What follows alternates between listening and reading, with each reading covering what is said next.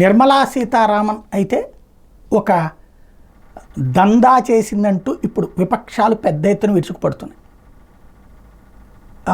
GST విషయంలో మానవత్వం లేదా అసలు ఆలోచన లేకుండా మొరటుగా ఎట్లా జిఎస్టీ వేశారో తెలియదు. అలాగే దేశంలోని అన్ని రాష్ట్రాల ఆర్థిక మంత్రులు ఆ కమిటీలో సభ్యులు వాళ్ళు డబ్బులైతే దండుకుంటున్నారు. ఎందుకంటే షేరే కదా, 42%, 58% అన్నటువంటిది డబ్బులు తీసుకుంటున్నారు. కానీ ఎప్పుడో పబ్లిక్లో విమర్శలు వచ్చినప్పుడు ఒక పాయింట్ ఇది తగ్గిస్తే బాగుంటుందండి అని చెప్పుకుంటున్నారు. ఎన్నాళ్ళ నుంచి వచ్చింది జిఎస్టీ? ఏళ్ళు తినేస్తున్నారు ఇందులో.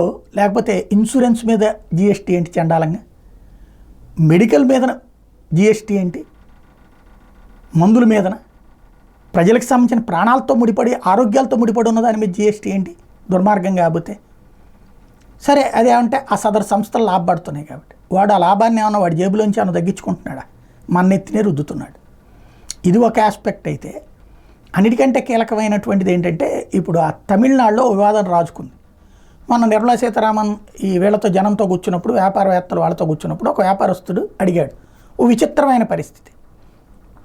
ఏంటయ్యా అంటే క్రీము మీద 18% పన్నేశారు, బన్నుకి 5% పన్నేశారు జిఎస్టీ.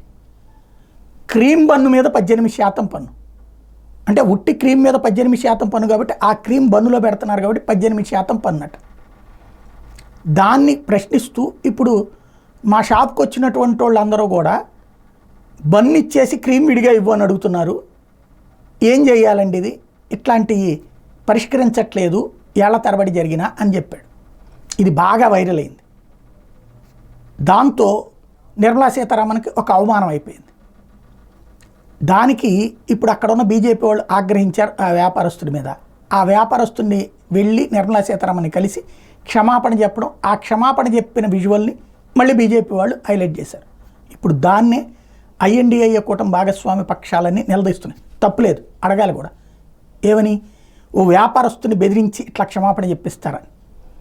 ఆ వ్యాపారస్తుడు అడిగిన దాంట్లో తప్పు లేదు, ఈవిడ క్షమాపణ చెప్పించింది ఖచ్చితంగా తప్పే.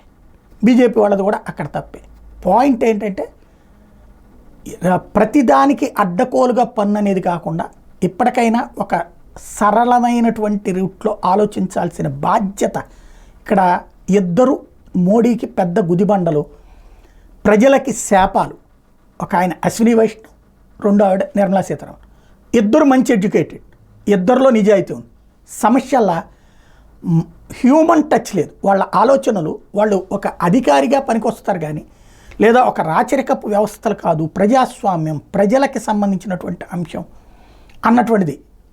ఏదైతే రైళ్లలో సాధారణ ప్రయాణికులకు సంబంధించినటువంటి బోగీలని గురించి పట్టించుకోకపోవడం, సబ్సిడీలు ఇదివరకు వృద్ధులకి ఇచ్చినటువంటి 50% సబ్సిడీలు కానీ జర్నలిస్టులకి ఇతరత్ర వికలాంగులకి వీళ్ళకి ఇచ్చినటువంటి అన్నీ ఎత్తేసి కరోనా పేరుతో ఎత్తేసి ఈరోజు వరకు ఇవ్వనటువంటి అశ్విని వైష్ణవ్లో మానవత్వం లోపించింది. అలాగే నిర్మలా సీతారామన్లోనూ ఆ ప్రాక్టికాలిటీ లోపించింది. ఇది ఖచ్చితంగా చర్చ జరగాల్సిన అంశం.